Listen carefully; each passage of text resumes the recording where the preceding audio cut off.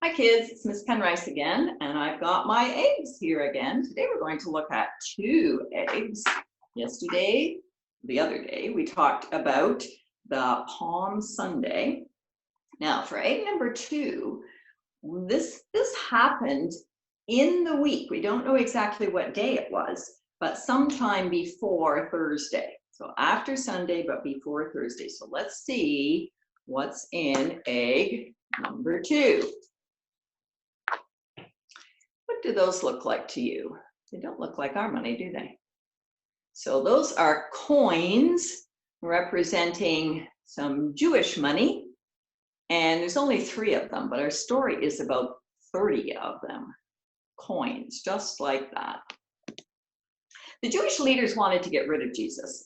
He wasn't the kind of Messiah they wanted. They wanted God to send a warrior king that was going to come riding in on a horse, and he was going to defeat the Roman Empire that was ruling over them. But that wasn't part of God's plan. Instead, Jesus came as a man, peaceful, humble, and full of God's love. And he came to die for us. He also came to show us how to live, and how that true life and true goodness only come from God the Father in heaven. Now, the Pharisees, they weren't good. They paraded around and they showed how good they thought they were, but their hearts were evil and sinful, and they judged people, and they were selfish, and they were criticized people, and they were setting out, they wanted to kill Jesus. Jesus wanted the people to know that this was wrong, so he said to the Pharisees, that's not the right way. Your heart is not right.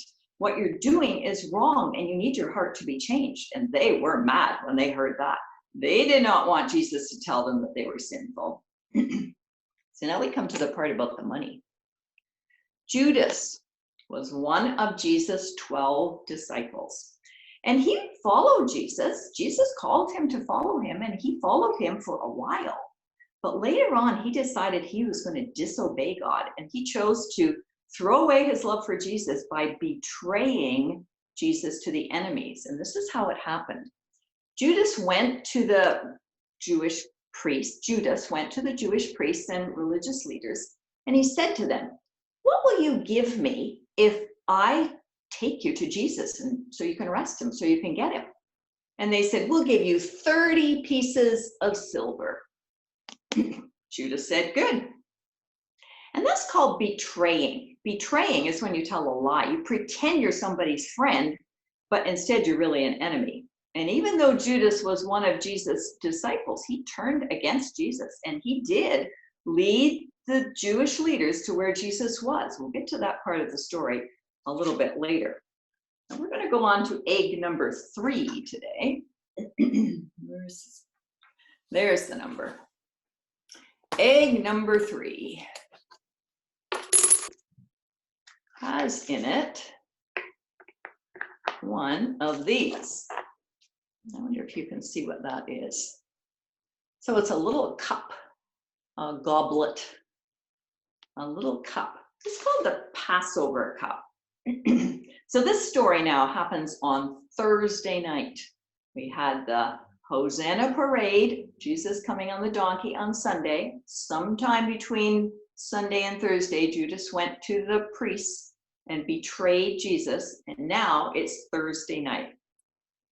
And the feast that they were celebrating was called Passover. I'll tell you a bit about Passover. Hundreds of years before Jesus came, Egypt made God's people into slaves. It's true. And God sent Moses to tell Pharaoh to free the Jews. But Pharaoh said no, he didn't want to do that. And part of the punishment was that God sent a destroyer, a destroying angel, to kill all the firstborn children of Egypt. But God told his people, the Jews, to put the blood of a lamb around the door, on the top of the door and down the sides of the door frame. And that was a sign that they were believing, that they were believers, that they were Jews. And then God told the destroying angel to pass over those houses and not kill their children.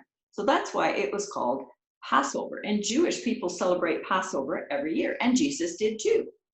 So God is now sending Jesus to be the perfect lamb. He's often called in the Bible the Lamb of God.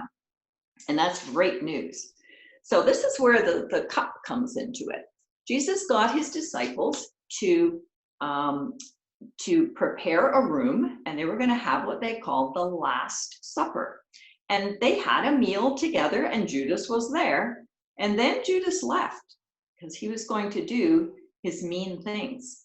And then after Judas left, Jesus told his disciples that it was going to be something new. The meaning of the Passover was going to be changed now. And he helped his disciples understand the new meaning of the Passover meal. He told his disciples that bread would be to remember his body, which would be crucified the next day. And then he took the cup, wine or juice, and he said, this is a symbol, or this is a picture of my blood that's going to be shed. Drink from it, all of you, because this is my blood. This is what it says in the Bible, which is poured out for many for the forgiveness of sins. Now, I'm sure you've seen people in our church have communion. Our cups don't look quite like that. And they eat some bread and they drink the juice. And Christians do this not just in our church. Christians do this all over the world. And it's to remember Jesus' death. And the night before Jesus died is when he started this tradition that we now do called the Passover. And we use cups and bread as well.